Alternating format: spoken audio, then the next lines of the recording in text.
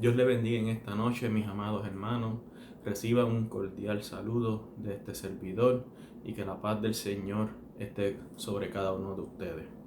En esta noche vamos a estar llevando a cabo la lección número 25, la cual se titula Derribar las mentiras del diablo. La lectura bíblica se encuentra en Hechos capítulo 13, versículos 6 al 12 y Hebreos capítulo 2, versículos 1 al 4. El pensamiento central es: los que se burlan de las cosas de Dios y estorban la predicación del Evangelio, tarde o temprano enfrentarán a la reprensión divina. El texto áureo se encuentra en Hebreos capítulo 2, versículo 1 y lee de la siguiente manera: por tanto, es necesario que con más diligencia atendamos a las cosas que hemos oído, no sea que nos deslicemos. Para comenzar, vamos a estar definiendo lo que es una mentira. La mentira es una expresión que es contraria o inexacta a aquello que se sabe. También la mentira es faltar a la verdad, es ser deshonesto. Es decir, lo que no se piensa, ¿verdad?, es expresar sentimientos que no se tienen. Y una de las definiciones que me llama mucho la atención es ser infiel a nosotros mismos y a nuestros allegados. Es temer a las consecuencias de la sinceridad. Y cuando leí esa definición, rápidamente llegó a mi mente en 2 de Timoteo, capítulo 2, versículo 13, que dice así: si fuéramos infieles, Él permanece fiel. Él no puede negarse a sí mismo. Pero ¿qué es lo que implica si fuéramos infiel? Lo que el apóstol Pablo nos está diciendo es que nosotros no permanecemos en la verdad cuando le fallamos a Dios. La palabra nos dice que tu palabra es verdad. Y cuando leemos en los versículos que están antes obviamente del 13, en el versículo dice: palabra fiel es esta: si somos muertos con Él, también viviremos con Él. Si sufrimos, también reinaremos con Él. Si le negáremos, Él también nos negará. Y si fuéramos infieles, Él permanece fiel. Que aunque nosotros no permanezcamos en la verdad, aunque nosotros le fallemos en cuanto a lo que dice la palabra y no vivamos conforme a lo que está escrito en su palabra, Él aún así, Él permanece fiel a sus promesas. Fíjense que también les dije al principio que es una expresión contraria, es inexacta. Cuando vamos a la palabra en Génesis capítulo 3, el versículo 1, nos encontramos cuando Satanás tentó a Eva y lo tentó con una media verdad, lo que nosotros llamamos media verdad. Fíjense que él le dice en el versículo 1: con que Dios os ha dicho, no comáis de todo árbol del huerto. Eso es una expresión inexacta, porque Dios le dijo que podían comer de todo árbol del huerto, menos el árbol de la ciencia del bien y el mal. Así que una de las trampas que el enemigo utiliza son verdades a medias o expresiones inexactas. Más adelante vamos a estar hablando de eso. La segunda palabra que quiero definir es que es derribar. Y el diccionario dice que es tirar o hacer caer al suelo a una persona o cosa que está de pie en un lugar alto. Ese que dice, y luego dice generalmente con fuerza o ímpetu. Fíjense que el tema de esta noche se trata de derribar las mentiras del diablo. pero el diablo también va a tratar de derribarnos. La palabra nos enseña en Salmo 118:13, me empujaste con violencia para que cayese. Y la definición de derribar es empujar con fuerza, con ímpetu, con violencia, como dice la palabra. De manera que nosotros tenemos una guerra continua, como les dije el domingo, en Mateo 11:12, dice que el reino de los cielos sufre violencia y solamente los violentos lo arrebatan. Quiere decir que el evangelio está continuamente enfrentando contraposición. Nosotros vamos hacia adelante y el enemigo va a tratar de impedir que nosotros avancemos. Por eso es que la palabra dice que Él nos empujó con violencia, pero luego hay una promesa maravillosa que termina diciendo, pero me ayudó Jehová. Aunque el enemigo nos impida seguir avanzando, aunque el enemigo ponga tropiezos a medida que nosotros vamos avanzando, llevando el evangelio de Cristo, Él va a impedir que eso suceda, nos va a empujar, nos va a tirar de una manera violenta, de manera que nosotros no podamos cumplir el propósito al cual Dios nos ha llamado. Pero la palabra me promete a mí, pero me ayudó Jehová. Jehová nos va a estar ayudando en todo momento. Lo importante es que nosotros cumplamos el propósito de Dios. Dice que a lo largo de todo el 2021 hemos estado hablando de los milagros que Dios ha realizado para bendecir a otros, para bendecir a su pueblo. Milagros para que nosotros confiemos más en Él. En otras palabras, nos gusta hablar de los milagros que producen, ¿verdad?, triunfo, que son positivos, que producen alegría en nuestras vidas y bendición. Pero la palabra registra también unos milagros que, aunque son para nosotros, pueden ser positivos, pero para Dios no. Porque el propósito de esos milagros es demostrarle al mundo su poder y su soberanía y también su santidad. Dice que en la historia hay personas que trataron de burlarse de Dios, y una de esas personas fue Marilyn Monroe. En una ocasión invitaron a Marilyn Monroe a un show televisivo y allí llegó una persona a predicarle el evangelio, y Marilyn le dijo, yo no necesito a Jesús. En otras palabras, ella despreció el evangelio, quiso burlarse de la palabra de Dios. La historia dice que más adelante murió en una circunstancia que todavía al sol de hoy no saben cómo murió. Otra persona que trató de burlarse de Dios fue John Lennon, el cantante de los Beatles.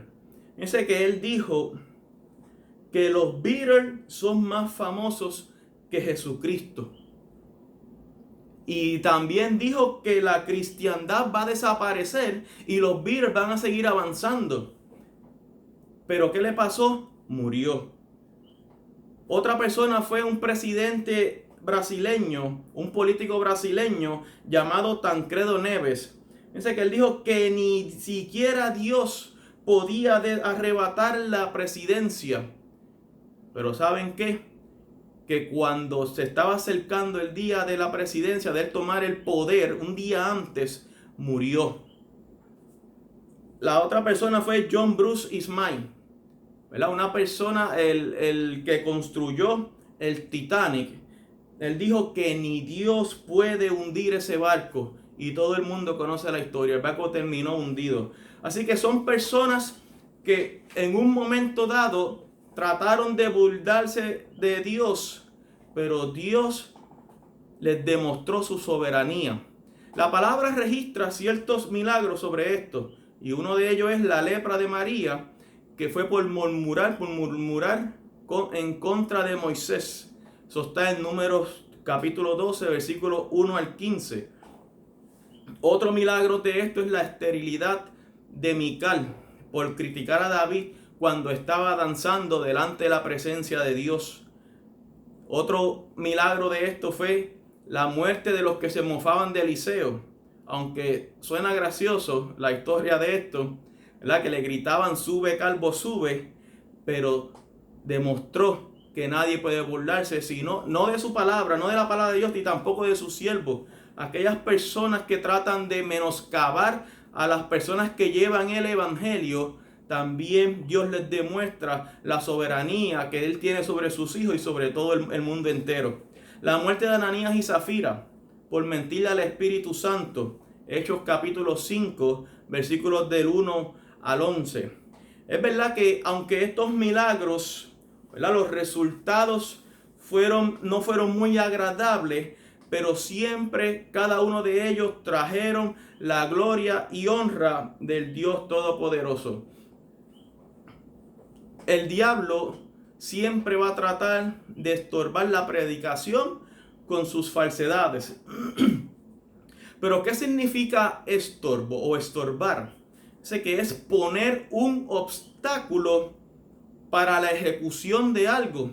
Satanás siempre se va a encargar de arrojarnos obstáculos en el evangelio, ¿verdad? En el camino del creyente, con la tarea de que el cristiano no pueda avanzar. Pero ¿cuál es la tarea del cristiano? La tarea que es superar cada uno de esos obstáculos. Por eso el apóstol Pablo dijo, he acabado la carrera. Quiere decir que él venció cada uno de los obstáculos que estaban puestos en el camino. Pero para poder superar esos obstáculos o esos estorbos que Satanás pone en nuestros caminos, tenemos primero que reconocerlos. Dice que Satanás nos estorba por medio de palabras razonables. ¿Y qué es eso de razonables? El diccionario define, ¿verdad?, que está basado en la razón o en la lógica y la conveniencia. Y un ejemplo de esto claro lo tenemos en Lucas capítulo 4, los versículos 1 al 13. Cuando Satanás comenzó a tentar a Cristo, ¿verdad? Todo el mundo conoce la historia, que mientras Cristo estaba en ayuno, Cristo estaba preparándose para la obra. La palabra dice que Satanás estaba tentándole. Fíjense que dice, en el versículo 1 dice, Jesús lleno del Espíritu, anoten eso, lleno del Espíritu, volvió del Jordán y fue llevado por el Espíritu al desierto por 40 días y era tentado por el diablo. Fíjense que dice, y era tentado, continuamente estaba tentando a Cristo, estaba continuamente poniéndole obstáculos para que no se cumpliera el propósito para el cual el Cristo fue traído a la tierra. Y muchas veces Satanás tratará de estorbar las decisiones que tú y yo tomemos en nuestra vida para agradar a Dios, ¿verdad? Por medio de fíjense que dice buenos razonamientos. Que cuando el diablo estaba tentando a Satanás, a Cristo, dice que Cristo tenía hambre. ¿Y qué le trajo a la mente? Pues si tú eres hijo de Dios, convierte estas piedras en pan. De manera que debemos saber que la razón no va de la mano con la fe. Cuando Dios nos manda a hacer algo, el enemigo va a sembrar la semillita de la duda. Sé que él va a decir, Satanás usará personas para decirnos, Satanás usará a personas, fíjense, para decirnos que lo que hemos decidido es peligroso. Y eso pasa cuando uno va a las misiones. No vayas a ese país es muy peligroso. No vayas, que ahí están las cosas tan malas, eso no vale la pena, otros pueden hacerlo, eso es mucho trabajo. Van a tratar de desanimarte. Y esa es una de las estrategias que Satanás usa, el desánimo. Cuando una persona está desanimada, no tiene fuerza de nada, ni tan siquiera quiere levantarse de la cama. Muchos de ellos no quieren comer, muchos de ellos no quieren ir a trabajar porque Satanás sembró el desánimo en su vida.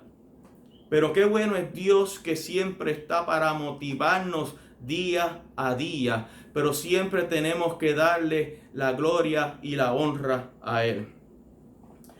Otro estorbo que Satanás utiliza es por medio de palabras, ¿verdad?, que van en contra de la doctrina que nosotros hemos aprendido. Una de las estrategias es poner, ¿verdad?, que él utiliza es sembrar dudas en nuestro corazón, como le dije. Dudas sobre lo que nosotros hemos creído. Fíjense que la palabra en Romanos capítulo 16 y 17 habla bien claro sobre cada una de estas personas. Dice, mas os ruego, hermanos, que os fijéis en los que causan divisiones y tropiezos en contra de la doctrina que vosotros habéis aprendido, y que os apartéis de ellos. Fíjense que la palabra nos invita a que nos apartemos de esas personas que siembran las dudas, que siembran el desánimo en nosotros. Dice que nos apartemos, y cuando nosotros nos apartamos o apartamos algo, es que lo echamos fuera de nuestra vida. Porque esas personas son utilizadas por el diablo. ¿Para qué? La palabra dice, porque tales personas, dice, no sirven a nuestro Señor Jesucristo, sino a sus propios vientres, a sus propios bienes, a sus propios propósitos. Son utilizados por el diablo para sus propios propósitos, y uno de ellos es apartarte a ti y a mí de la verdad. Sé que la palabra tiene un concepto muy duro sobre cada una de estas personas. Son apartados, no sirven a nuestro Señor. Si no sirven a nuestro Señor, como yo le digo a muchas personas, son del diablo. Si no sirven a Dios, sirven al diablo. No puede haber dos caminos, solo hay uno. Y es el que va directo al cielo. Una de las tácticas, ¿verdad?, más astutas de Satanás siempre ha sido estorbar la comunicación entre Dios y nosotros, ¿verdad? Y en nuestro ministerio evangelístico de anunciar el evangelio a toda criatura, debemos, ¿verdad?, recordar que muchas personas, muchas, están deseosas y necesitadas de recibir el mensaje de salvación, pero siempre va a haber un obstáculo que lo evitan, ¿verdad? Y para poder llegar a ellos, tenemos que orar al Señor y actuar con poder y autoridad, a fin de que los estorbos sean quitados por el Espíritu Santo. Sé que el Espíritu Santo tiene una obra importante y poderosa en nuestras vidas. Cuando nosotros somos llenos del Espíritu Santo, fíjate que la palabra dice que recibiréis poder cuando venga sobre vosotros que el Espíritu Santo. Cuando somos revestidos con el poder de Dios, tenemos la autoridad y el poder para echar fuera demonios, para echar fuera a aquellas personas que se dedican a estorbarnos en el camino. Aunque suene duro, aunque suene difícil, muchas veces tenemos que reprenderlos en el nombre de Jesús, porque no están sirviendo al propósito de Dios, sino están sirviendo al propósito de Satanás. De que la palabra registra casos en que el Espíritu Santo se apoderó de hombres y mujeres valientes, hombres y mujeres comunes como tú y yo, para declarar juicio sobre los enemigos de Dios. Uno de ellos fue Elías en el Monte Carmelo. Fíjense que la palabra dice en Primera de Reyes 18, 38 al 40, que él retó a los Baales. Le dijo, vamos a ver cuál es el verdadero Dios. Ustedes van a hacer un sacrificio a un lado y yo voy a hacer un sacrificio a otro cuando me toque. Y fíjense que mientras los profetas de Baal estaban cantando, se estaban dando azotes, se estaban desgarrando, aunque parezca gracioso, Elías se burlaba y le decía, parece que su Dios está muy ocupado o está durmiendo. ¿Y qué pasó? La palabra dice que Elías edificó el altar, invitó a las personas a que se unieran. Por eso es que es importante que la iglesia esté unida. Una iglesia dividida no puede progresar. Una iglesia donde los hermanos no estén en armonía no progresan. Por eso le dijo, acérquense. vamos a edificar este altar. Edifica el altar de tu vida. Andaramaquia jamahei. Edifica el altar de tu vida, para que cuando descienda el poder de Dios sobre tu vida, puedas cumplir el propósito de Dios a cabalidad. Puedas cumplir el propósito que Dios te ha dicho. Dice que la palabra dice que Elías edificó el altar y cuando oró, dice la palabra que descendió fuego del cielo y consumió todo el sacrificio. La palabra nos invita a que nos presentemos en sacrificios vivos, agradables a Dios, que es nuestro culto racional. Otro ejemplo que nos da la palabra claro sobre esto es cuando Jesús echa a los comerciantes del templo. Fíjense que hoy en día estamos viendo eso claramente. La iglesia se ha convertido en un comercio. Pero la palabra me enseña a mí que Cristo mismo se indignó cuando vio que la iglesia, el templo del Señor, lo que estaba sirviendo era como un centro comercial. Y la palabra dice que fue lleno del Espíritu y comenzó a azotar y a virar mesas. También la palabra nos dice de mujeres poderosas como Priscila, que ayudaron a Pablo a escapar y se involucraron en la predicación del evangelio, arriesgando sus propias vidas para que se cumpliera el propósito de Dios, para que se cumpliera el propósito por el cual Pablo había llegado allí, era de llevar y predicar el evangelio a las vidas que lo necesitaban. Otra mujer fue Débora. Débora fue una profetisa y una jueza. Ella fue a la guerra con tal de que se cumpliera la voluntad de Dios. Y hoy en día tenemos que hacer eso. No importa las circunstancias, tenemos que cumplir el propósito de Dios de llevar el mensaje. Y hoy más que nunca, donde las personas están necesitadas, que se les lleve una palabra de vida, que se les lleve una palabra de aliento, que llene esos corazones, que llene su vida y que transforme los corazones hoy en día. Hace falta una iglesia poderosa. Y en cada uno de estos casos citados, ¿verdad? Como hemos mencionado, en el que nos ocupa hoy, el Señor demostró que nadie puede burlarse de Él. Nadie puede estorbar los planes y el propósito de Dios. Nadie sale ileso de esto. La palabra nos enseña en Hechos capítulo 13, en los versículos 9 y 10, que así fue como Pablo, dice la palabra, Pablo lleno del Espíritu Santo, fijó los ojos en Elimas y le dijo, oh, lleno de todo engaño y de toda maldad, hijo del diablo, lo llamó por su nombre y apellido, enemigo de toda justicia. Fíjense que dice, no cesará de trastornar los caminos rectos del Señor. Quiere decir que este hombre, Elimas, tenía ya eso planificado. Eso era constantemente, trastornaba los caminos del Señor, evitaba que la palabra del Señor llegara a la vida. Dice, no cesarás. Quiere decir que ya eso era uso y costumbre de él, evitar que la palabra de Dios se cumpliera. Pero se encontró con un hombre lleno del poder de Dios y los reprendió en el nombre del Señor, porque posible nunca nadie le había hablado de tal manera. Por eso es importante buscar la presencia de Dios en nuestras vidas. Es importantísimo, porque cuando somos llenos del poder de Dios, nada ni nadie nos podrá detener. Y no porque somos mejores, sino porque tenemos a Dios de nuestro lado. La palabra nos dice que Dios va con nosotros como poderoso gigante, que aunque el enemigo se levante como río, dice la palabra, Jehová va a levantar bandera en señal de victoria. Aleluya. Porque somos la iglesia del Señor, una iglesia poderosa. Dice, ¿verdad? Jamás será vencida, como decimos.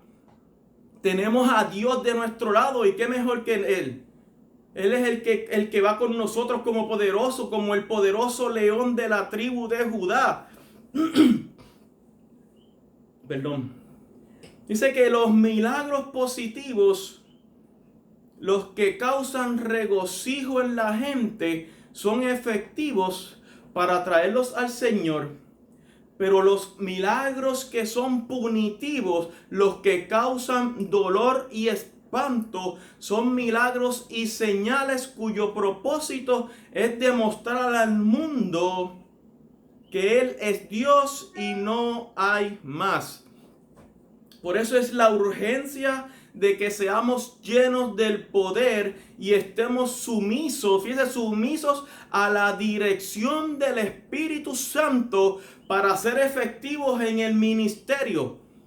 Cuando Cristo comenzó su ministerio, fue bautizado por el Espíritu Santo. Quiere decir que el Espíritu Santo es súper importantísimo a la hora de comenzar un ministerio. Porque si no somos llenos del poder de Dios, nuestro ministerio no va a ser poderoso. Nuestro ministerio no va a ser capaz de cumplir a cabalidad el trabajo para el cual Dios nos ha llamado. Por eso es importantísimo buscar la presencia de Dios en nuestra vida. Fíjense que podemos pensar que este milagro no era para que el apóstol Pablo se gloriara. El propósito principal era que el procónsul, quien deseaba escuchar la palabra de Dios, pudiera estar en la capacidad de decidir por sí mismo qué hacer con su vida espiritual. De que la palabra registra que este varón creyó al ver ese milagro poderoso, el cual había hecho Dios a través de Pablo. Él creyó. Y ese es nuestro trabajo, ¿verdad? Eso es lo más importante cuando nosotros llevemos el mensaje de Dios. Es importante que el oyente entienda con claridad y pueda tomar su decisión de recibir o rechazar el mensaje. Sé que nuestro trabajo es llevar el mensaje. La palabra dice que luego de haber hecho esto somos siervos inútiles.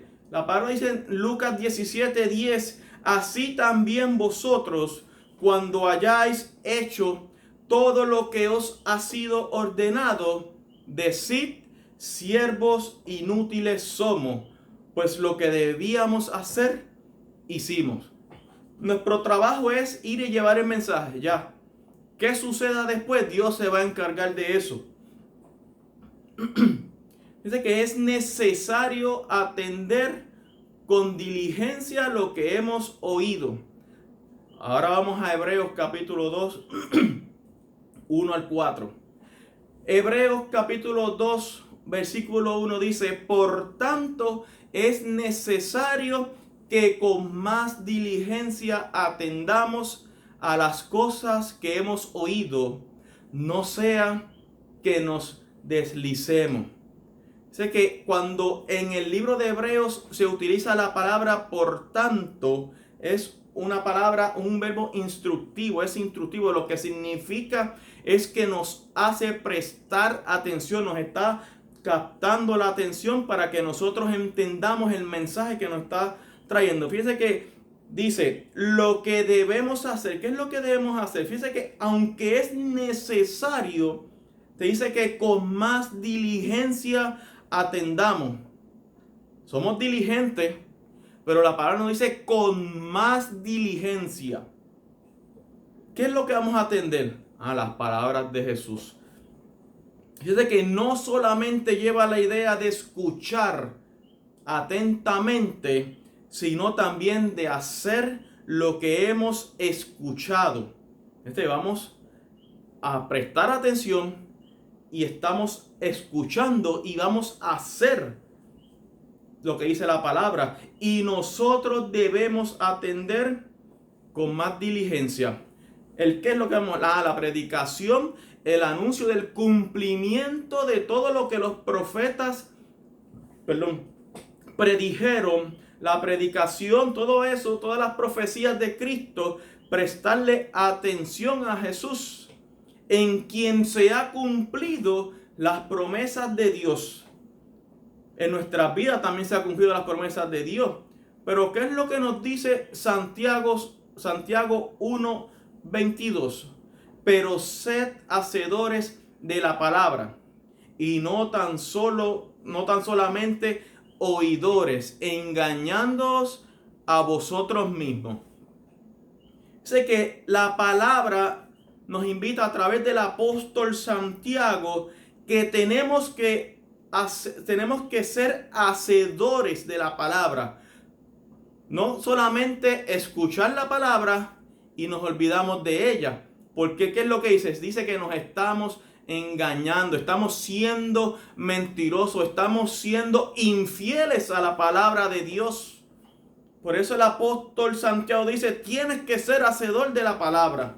Tienes que vivir conforme a la palabra. Tienes que hablar conforme a la palabra. Tienes que actuar conforme a la palabra de Dios.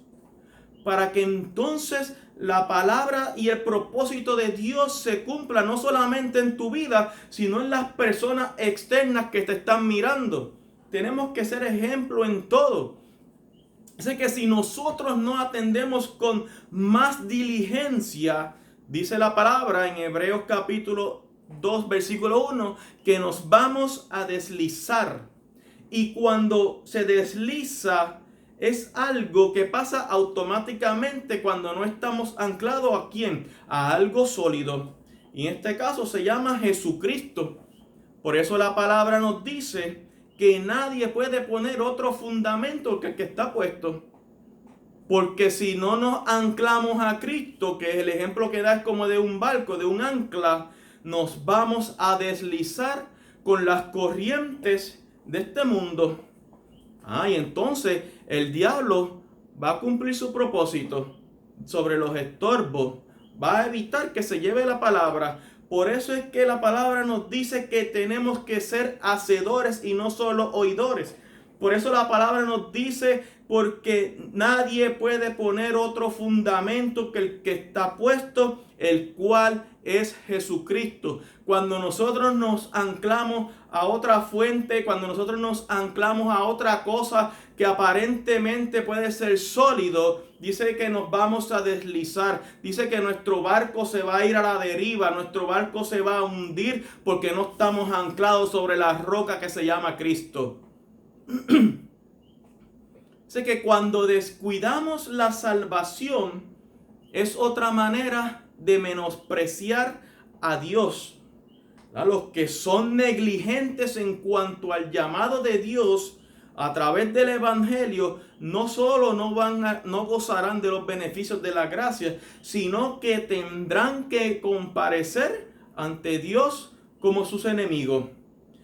¿Verdad? Que en cierto sentido descuidar la salvación es una falla que no solo afecta al individuo que la menosprecia, sino también a los que observan, a los que están externos, a los que están de afuera. Cuando alguien menosprecia la salvación y rechaza el evangelio, está haciendo en cierto modo lo mismo que hizo Elimas. Está haciendo de estorbo para otros.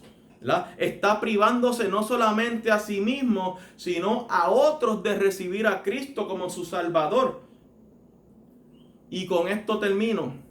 Los escándalos y tropiezos son evitables, pero los que provocan recibirán la debida reprensión de parte del Señor. Lucas 17, 1 y 2. Cristo dijo Jesús a sus discípulos, imposible es que no vengan tropiezos, mas hay de aquel por quien vienen. Luego dice en el versículo 2, mejor le fuera que se le atase al cuello una piedra de molino y se le arrojase al mar, que hacer tropezar a uno de estos pequeñitos. Hasta aquí la lección de hoy, mis hermanos. Los invito a que sigan acercándose más al Señor, sigan buscando más la presencia de Dios en sus vidas y que escudriñemos sus caminos. Estudien la lección, repásenla, léanla, una lección hermosa y hacia adelante en el Señor. Y hasta la próxima. Que Dios les continúe bendiciendo.